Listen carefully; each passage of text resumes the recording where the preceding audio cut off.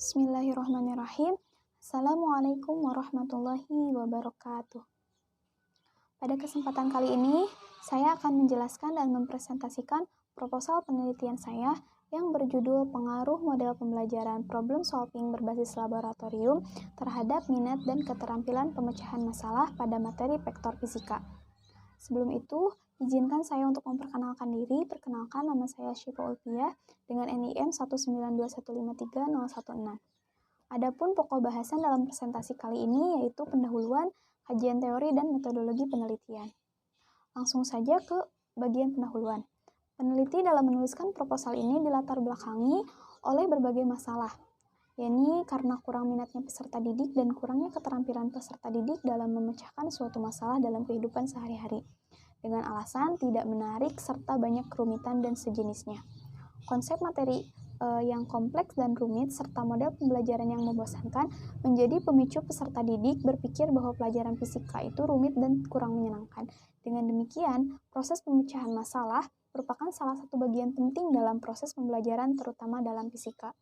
Studi pendahuluan telah dilakukan dengan mewawancarai guru fisika dan peserta didik observasi pembelajaran fisika di kelas.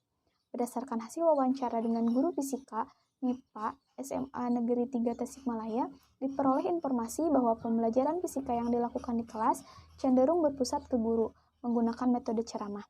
Namun, kadang juga siswa berinteraksi dengan menggunakan metode latihan soal yang ada pada buku yang telah disediakan. Pada metode yang diajarkan, minat siswa terhadap mata pelajaran fisika sangat minim.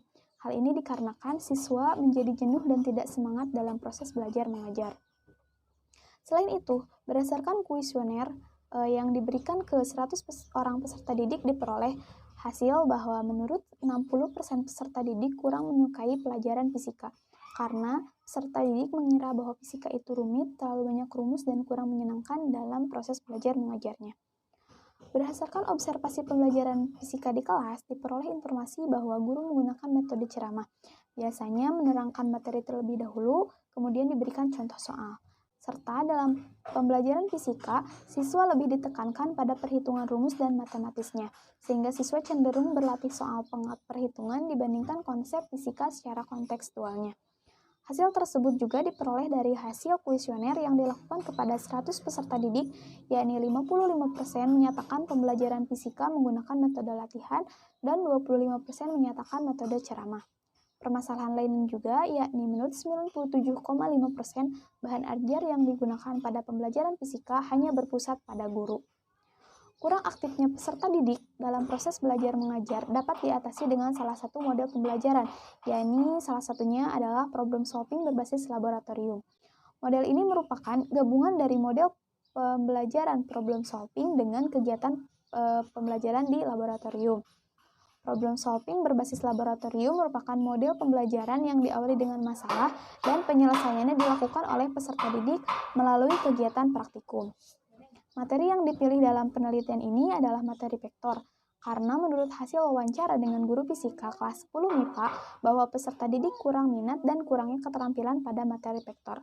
Dan juga materi vektor merupakan materi yang lumayan rumit dan banyak perhitungannya. Dari hasil kuesioner yang diberikan kepada 100 peserta didik sekitar 54%, materi vektor adalah materi yang sulit untuk dipahami karena banyak rumus dan perhitungannya. Sehingga dari latar belakang tersebut, saya mengambil dua rumusan masalah, yakni adakah pengaruh model pembelajaran problem solving berbasis laboratorium terhadap minat belajar, dan yang kedua adakah pengaruh model pembelajaran problem solving berbasis laboratorium terhadap keterampilan pemecahan masalah. Nah, agar tidak terjadi kesalahan dalam mengartikan istilah yang digunakan dalam penelitian ini, akan dijelaskan beberapa istilah atau definisi operasional. Yang pertama ada problem solving berbasis laboratorium, yaitu model yang dimulai dengan masalah dan untuk memecahkan masalahnya dilakukan oleh siswa melalui kegiatan praktikum. Yang kedua ada minat, yaitu suatu hal yang tertentu yang dihadapkan pada perhatian khusus dengan terciptanya kemauan karena ketertarikan terhadap suatu pelajaran, mata pelajaran tertentu. Yang ketiga ada keterampilan pemecahan masalah, yaitu proses menemukan solusi yang dihadapi dari kesulitan yang melibatkan pengorganisasian dan perolehan informasi. Yang keempat ada materi vektor yang merupakan materi dalam mata pelajaran fisika yang terdapat pada kurikulum 2013 yang diajarkan di kelas 10 MIPA semester ganjil yang berada pada KD Pengetahuan 3.3 dan KD Keterampilan 4.3. Adapun tujuan yang hendak dicapai dari penelitian ini adalah untuk mengetahui pengaruh model pembelajaran terhadap minat belajar pada materi vektor. Yang kedua, untuk mengetahui pengaruh model pembelajaran problem solving berbasis laboratorium terhadap keterampilan pemecahan masalah pada materi vektor. Adapun manfaat yang diharapkan dalam penelitian ini ada dua. Yang pertama ada manfaat teoritis dan yang kedua ada manfaat praktis. Manfaat teoritis ini diharapkan dapat memberikan penjelasan tahapan problem solving berbasis laboratorium agar digunakan oleh seluruh pelaku pendidikan demi kemajuan pendidik, khususnya pada mata pelajaran fisika. Kemudian ada manfaat praktis. Ada yang bagi sekolah, yaitu sebagai informasi mengenai pengaruh model pembelajaran, bagi guru sebagai alternatif dalam memilih dan mengembangkan model pembelajaran, bagi siswa memperoleh alternatif model pembelajaran sehingga siswa termotivasi untuk melaksanakan pembelajaran fisika di laboratorium secara inovatif, dan bagi peneliti untuk menambah wawasan, pengetahuan, dan pengalaman mengajar dalam menentukan model pembelajaran. Kemudian bagian kedua ada kajian teori. Di mana kajian teori ini terdapat beberapa subbab. Yang pertama ada kajian pustaka. Pada bagian ini, peneliti memberikan penjelasan mengenai teori-teori yang mendukung penelitian. Di antaranya, pertama problem solving berbasis laboratorium, kedua minat, yang ketiga keterampilan pemecahan masalah, dan materi vektor. Kajian hasil penelitian yang berkaitan dalam penelitian ini ada dari pertama, menurut Sutarno dan kawan-kawan tahun 2017 menjelaskan bahwa model problem solving virtual lab terhadap peningkatan keterampilan pemecahan masalah secara signifikan lebih baik dibandingkan dengan mahasiswa yang mengikuti praktikum menggunakan model expository virtual lab. Yang kedua, menurut Indra Samsudin dan kawan-kawan tahun 2019, model pembelajaran laboratorium dan minat belajar terdapat perbedaan yang signifikan terhadap kemampuan berpikir kreatif melalui eksperimen menggunakan laboratorium konvensional.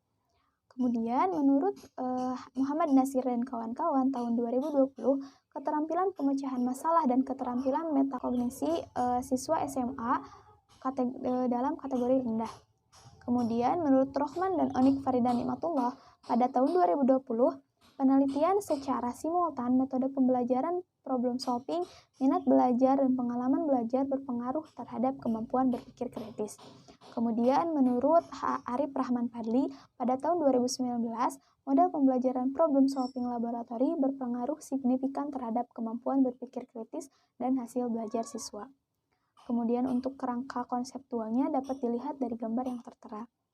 Selanjutnya, berdasarkan pertanyaan dari rumusan masalah, maka hipotesis dalam penelitian ini adalah ada 4. Pertama, H01 tidak terdapat pengaruh model pembelajaran problem solving berbasis laboratorium terhadap minat belajar peserta didik. H02 tidak terdapat pengaruh model pembelajaran problem solving berbasis laboratorium terhadap keterampilan pemecahan masalah. HA1 terdapat pengaruh model pembelajaran problem solving berbasis laboratorium terhadap minat belajar. HA2 terdapat pengaruh model pembelajaran problem solving berbasis laboratorium terhadap keterampilan pemecahan masalah. Selanjutnya yaitu tentang metodologi penelitian. Yang pertama ada metode penelitian. Metode penelitian ini yang digunakan adalah metode kuasi eksperimen, yaitu eksperimen semu, di mana kuasi eksperimen ini adalah pengembangan dari true eksperimen. Kemudian yang kedua ada variabel penelitian. Variabel penelitian ini terdapat dua, ada variabel bebas dan variabel terikat. Variabel bebasnya yaitu model pembelajaran problem solving berbasis laboratorium, dan variabel terikatnya yaitu minat belajar peserta didik dan keterampilan pemecahan masalah. Desain penelitian yang digunakan adalah pretest, posttest, control group design. Kemudian ada populasi dan sampel. Populasi yang digunakan di penelitian ini adalah seluruh peserta didik kelas 10 MIPA di SMA Negeri 3 Tasikmalaya yang berjumlah 8 kelas dengan total peserta didik 288 peserta didik. Kemudian, sampel yang digunakan dalam penelitian ini menggunakan teknik cluster random sampling. Dan sampel yang didapat adalah kelas 10 MIPA 5 dan 10 MIPA 7. Kemudian ada teknik pengumpulan data dan instrumen penelitian, yaitu menggunakan wawancara, tes, angket dengan skala Likert 5 poin, dan observasi dan dokumentasi. Kemudian teknik analisis data menggunakan 3 uji, yaitu uji coba instrumen, uji prasyarat, dan uji hipotesis. Uji coba instrumen terdiri dari uji validitas dan uji reliabilitas. Yang kedua ada uji prasyarat terdiri dari uji normalitas dengan menggunakan uji Kolmogorov-Smirnov dan uji homogenitas menggunakan uji F. Kemudian yang ketiga ada uji hipotesis yang terdiri dari uji T. Selanjutnya ada langkah-langkah penelitian. Ada 3 langkah penelitian, yaitu tahap perencanaan, tahap pelaksanaan, dan tahap akhir. Yang terakhir ada waktu dan tempat penelitian. Penelitian ini dilaksanakan selama kurang lebih 5 bulan, yaitu mulai dari bulan Mei 2022 sampai bulan September 2022. Tempat penelitiannya adalah di SMA Negeri 3 Tasikmalaya yang terletak di Jalan Kolonel Bashir, Surya nomor 89, Kelurahan Sukanagara, Kecamatan Purbalatu, Kota Tasikmalaya. Baik, demikian presentasi penelitian dari saya. Mohon maaf apabila ada salah-salah kata. Akhir kata saya ucapkan terima kasih. Wassalamualaikum warahmatullahi wabarakatuh.